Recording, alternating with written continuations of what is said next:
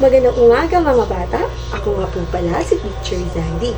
At ngayon, bago tayo tumungo sa pananatalakayan, sino ang nakakaalala ng ating tinalakay noong nakaraan? Tama! Ang ating tinalakay noong nakaraan ay tungkol sa ang aking kwento. Ano ang ibig sabihin ng ang aking kwento? Magaling! Tama ang inyong mga sagot mga bata. Ngayon naman, tatalakayin natin ang tungkol sa tiwala sa sarili. Ang pagkakaroon ng tiwala sa sarili ay isa sa mga pinakamahalagang sangkap ng pagpapakita ng pagpapahalaga sa sarili. Ito ang nagiging daan ng tagumpay sa lahat ng aspeto ng ating buhay. Nabubuo ang tiwalang ito sa mismo sarili na may pananalig na makakayang gawin ang isang bagay. Ngayon, meron ba kayong tiwala sa inyong mga sarili, mga bata? Magaling! Patuloy din tumitibay ang pagtitiwala sa sarili habang pinagpuputi at pinapaunlad mo ito. Kung may tiwala ka sa iyong sarili, ang kasiglahan sa mga gawain ay taglay mo at nagiging madali ang mga gawain ito. Mga bata, maaari ko naman manghingi ng inyong atensyon ngayon. Ngayon mga bata, meron akong kwento dito na babasahin para sa inyo. Kaya makinig ng mabuti sa babasahin ni pinipili dahil mayroon akong mga tanong mamaya pagkatapos mabasa ng kwento. Naiintindihan ba? Ngayon, makinig ng mabuti.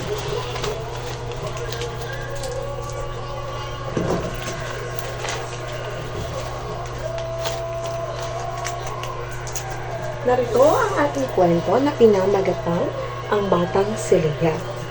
Si Leia ay nag-aaral sa mababang paaralan ng Santa Isabel Sur. Siya ay isa sa mga batang mahusay sa klase ni Ginang Ramos sa unang baitan. Siya rin ay hinahangaan ng ibang mag-aaral dahil sa angking galing at pagiging malikhain nito sa pagguhit. Siya ang laging nakakakuha ng mataas na marka sa sining dahil sa husay ng kanyang mga iginuguhit. Sa kabila ng mga papuring ito sa loob ng klase, si Leia ay mahiyain pa rin at walang lakas ng loob na sumali sa mga patimpalak sa pagguhit. Hindi siya mahikayat ng kanyang mga magulang na sumali sa mga patimpalak. Isang araw, nagkaroon ng patimpalak sa paaralan at sinubukan ni Leia ang lumahok. Sa kauna-unahang pagkakataon, nakaramdam siya ng takot at kaba dahil sa dami ng mga nanonood. Subalit ipinagpatuloy pa rin niya ang pagguhit at hindi ito naging hadlang sa kanyang pagsali. Si Leia ay may pinakamagandang iginuhit sa lahat ng kalahok sa unang baitang. Kaya naman, ang iginuhit niya ang napili at nagogi sa patimpalak. Masayang masaya ang kanyang guro sa ipinakita nitong husay at tiwala sa sarili. Ngayon, nakinig pa ang lahat? Kung gayon, pagtatanong na ako tungkol sa ating kwentong pinamagatang ang batang si Leia. Sino ang batang tinutukoy sa kwento? Tama, si Leia ang batang itinutukoy sa kwento. Ano naman ang katangian ni Leia? Magaling! Ang kanyang katangian ay ang pagguhit. Bakit hindi naman siya mahikayat ng kanyang magulang na sumali sa mga patimpalak? Tama, dahil si Leia ay mahiyain at kaya di siya mahikayat ng kanyang mga magulang. Ano ang nararamdaman ni Leia sa unang pagkakataon na siya ay sumali sa patimpalak sa pagguhit? Magaling, si Leia ay nakaramdam ng takot at kaba sa kanyang unang pagsali sa patimpalak. Naging hadlang naman ba ang nararamdaman ni Leia para sumali sa patimpalak? Magaling! Hindi ito naging hadlang para sa kanya. Sa tingin niyo, bakit kaya masaya ang kanyang guro sa kanyang pakikilahok? Tama! Masaya ang kanyang guro dahil nanalo si Leia sa patimpalak. Ang ngayon, kung ikaw si Leia, gagayahin mo rin ba siya? Bakit? Talagang gagayahin niyo si Leia? Ang tatapang ninyo mga bata dahil si Leia ay ganun din, hindi ba?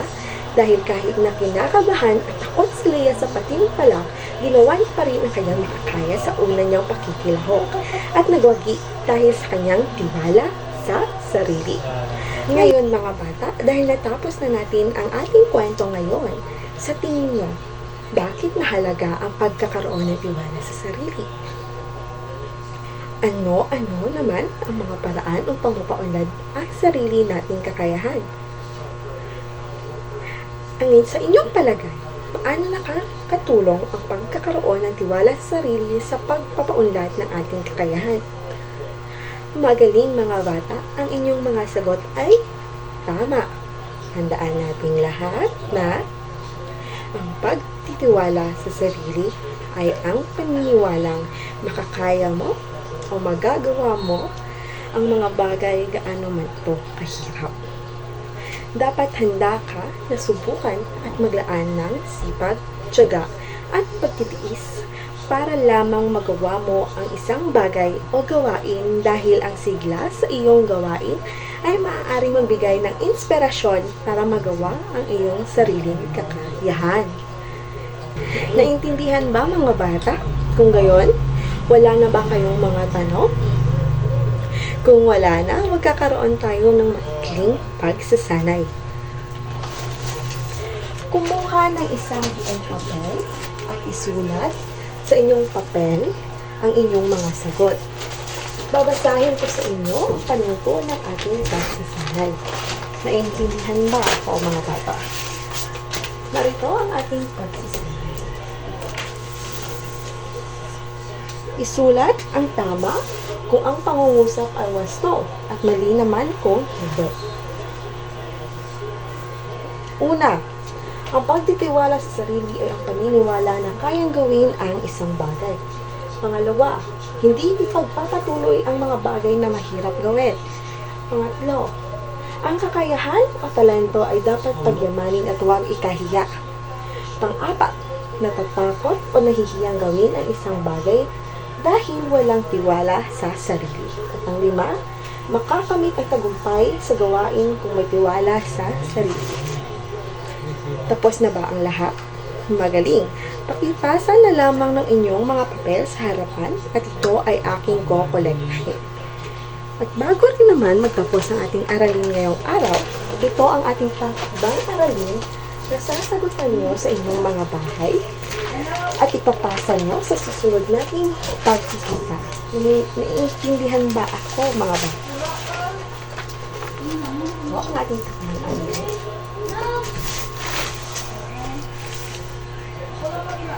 Ito naman ang ating takmang aralin. Panuto. Sa loob ng unang kahon, isulat ang iba't ibang personal na kakayahan at kahinaan na kumakatawan sa iyong sarili. Tapusin naman ang pangungusap sa kabilang kahon. Nandito. Ngayon mga bata, naiintindihan ba ang ating leksyon ngayong araw? Kung gayon, maraming salamat sa pakikinig mga bata. Dito nagtatapos ang aralin natin ngayong araw tungkol sa tiwala sa sarili. Paalam, hanggang sa muli. Salamat!